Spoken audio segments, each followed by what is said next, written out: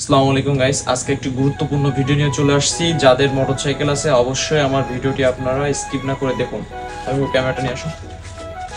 দেখুন আমার গাড়ির মিটারে যাদের ইয়ামা গাড়ি আছে এখানে একটা ইয়েলো কালারের জ্বলতেছে, মানে আপ ডাউন হচ্ছে।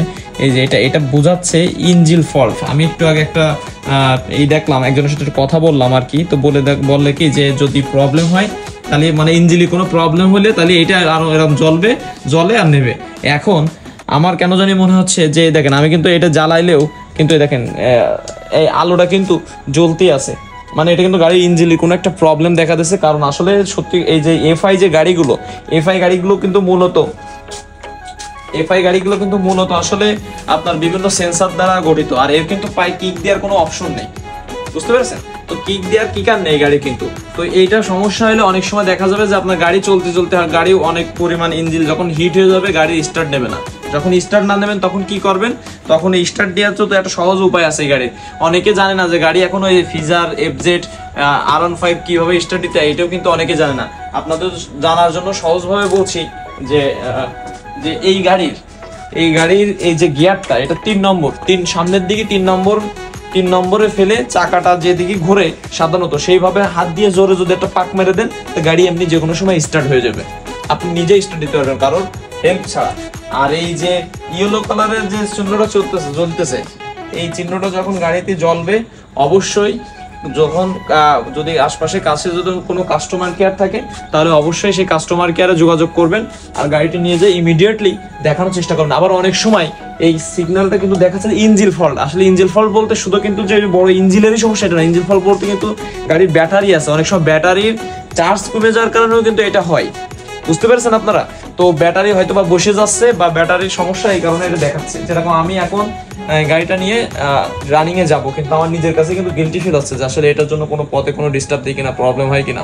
তো মাঝে মধ্যে অফ হয়ে যাচ্ছে, মাঝে মধ্যে হচ্ছে। তো এরকম সমস্যায় যারা ভুগছেন অবশ্যই কমেন্ট করবেন আর ইমার্জেন্সি কাস্টমার কেয়ারে নিয়ে যাবেন আর কি গাড়িটা। ও আর একটি কথা বলতে ভুলে গেছি, সেটা হচ্ছে যে আসলে এরকম প্রবলেম দেখা দিলে সবচেয়ে বেটার হবে যে আমি যদিও এখন গাড়িটা নিয়ে বের হবো, তো আসলে লং এ না যাওয়া। আর অনেক সময় ইঞ্জিন হিটের জন্য হয়, এটা আগে বললাম। তো আসলে গাড়িটাকে রেস্ট দেওয়াই সবচেয়ে বেটার। তো এই সমস্যাটা ইদানিং প্রচুর হচ্ছে আমার গাড়িতে, বুঝতে পারছেন? আর আশপাশে লোকাল কোনো মিস্ত্রির দেখালে সলিউশন কিন্তু দিতে পারবে না, যেটা বলেছি। তো অবশ্যই সার্ভিসিং সেন্টারে যোগাযোগ করা লাগবে, তাহলেই হয়তো বা এর একটা সঠিক সলিউশন পাবেন।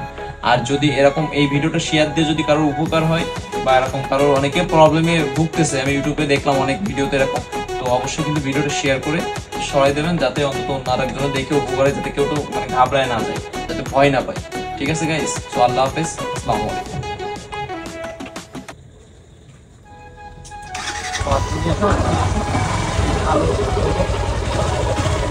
ও আরেকটা কথা আপনাদেরকে বলতে ভুলে গেছি, নিয়ে আসো ক্যামেরাটা।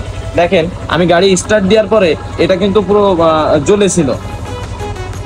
হ্যাঁ, এখন আমি অনেক সময় এটা পুরোটা জ্বলেছিল, গাড়ি স্টার্ট দেওয়ার পরে কিছু সময়ের ভিতর কিন্তু এটা আবার নিমেষে আউট হয়ে গেল। তো মনে করেন আসলে এই প্রবলেমটা এরকম হচ্ছে আবার যাচ্ছে। এখন আমিও ইমিডিয়েটলি মনে করেন যে সার্ভিসিং সেন্টারে নেব। তো আসলে আপনারা কেউ ভয় পাবেন না, অবশ্যই সার্ভিসিং সেন্টারে নিয়ে যাবেন, একটা সঠিক সলিউশন পেয়ে যাবেন ইনশাআল্লাহ।